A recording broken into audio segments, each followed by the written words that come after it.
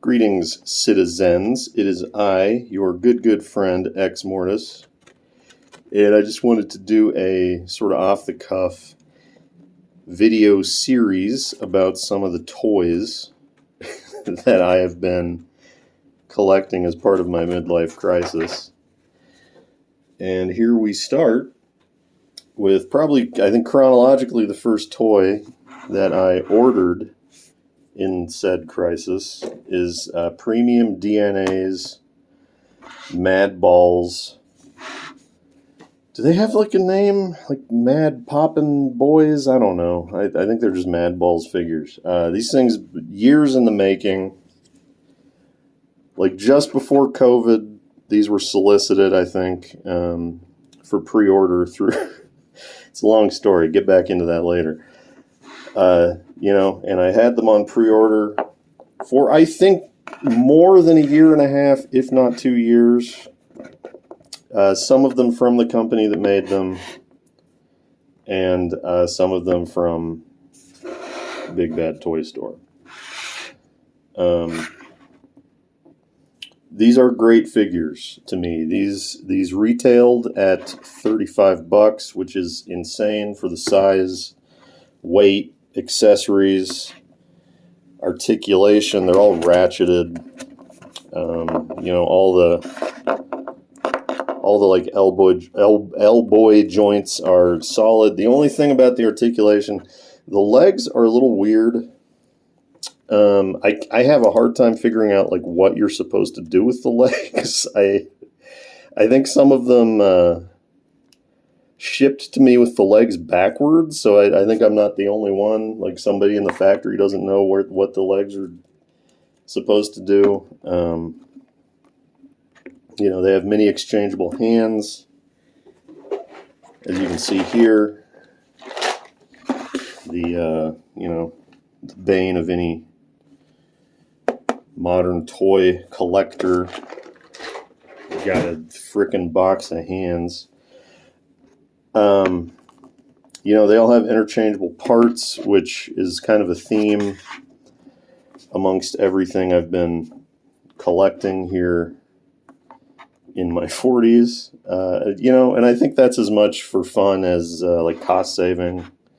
I have to imagine, it's probably cheaper to just have somebody ratchet something in at the joint rather than, make sure it's glued.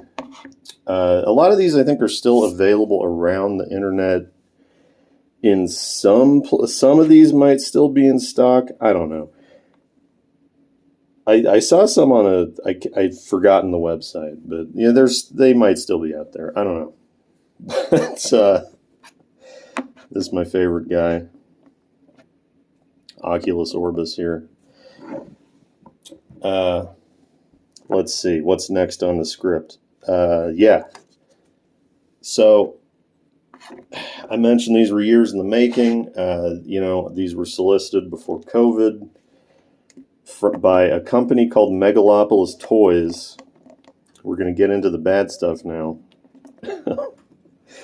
Which was a toy store, an actual toy store that I think closed during COVID, and like even not taking into account their action figure dealings, they had a lot of negative reviews, and they sort of like disappeared into the ether after taking all this money. And then they sort of reformed into Premium DNA Toys, and direct from them I ordered Hornhead and Oculus Orbis, and I didn't think I would get them.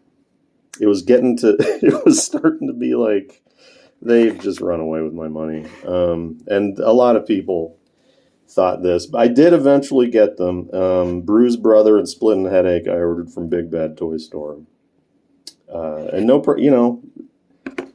if you order them from a reputable place that doesn't take your money until they ship, that's a great idea. So this other guy, Trash and Pumpkin, not an original Madball character, I mean from the 80s. Very, very much in my wheelhouse. Very much in my it's mortise core. And there's a different head on him that, has like bugged out eyes and looks more like a traditional Madball. Why don't you have that? Well, that's a good question. I fucking should, because I pre-ordered it from the company, and it got to be like, where's my pumpkin? Where's my pumpkin? And I emailed him several times, no response on the emails. I DM'd him on Twitter, no response on Twitter. And it was, if you looked at their replies to any of their tweets, you could see that people were saying, I am going to get the Better Business Bureau involved if you do not send me my figure. And, I didn't really want to go to that level. So I just ended up ordering my Trash and Pumpkin from Big Bad Toy Store, and I don't have the head, and you know what? I like this one better anyway. But I would say caveat emptor in a big way with purchasing directly from this company. But these guys at Wave 1, at least, if you can still find it, very good value. I would say the only quality control thing, my Bruise brother has this weird hairline fracture in his head, if that's showing up. And I feel like it's not really noticeable. I feel like if I was to, crank the head off a bunch and swap it around, maybe I would have a cleanly sheared Bruise brother head. So I don't want to do that, but there is a Wave 2 coming, and they have increased the price to $55, which is getting to be beyond the pale, but I have nonetheless, gone in for 2 of them. So it is what it is. The sculpting on these is great. I was feeling like the sculpting on Wave 2 was a little worse, but I don't know if it was they were showing pre-renders or something, early renders that hadn't had a last detail pass. I looked at them again. They look better now than I remember. A little more grisly bumps and detail. I have to assume that these are being, computer sculpted, but I don't know.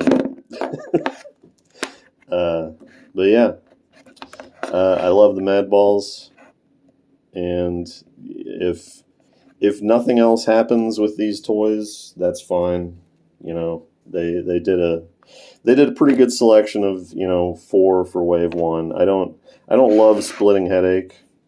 Sort of is what it is, but I'm very happy to have all 5 of these guys. And, watch out for don't be fooled by premium DNA. Order from someone you trust. Anyway, that's pretty much all the thoughts on these guys. Have a good day.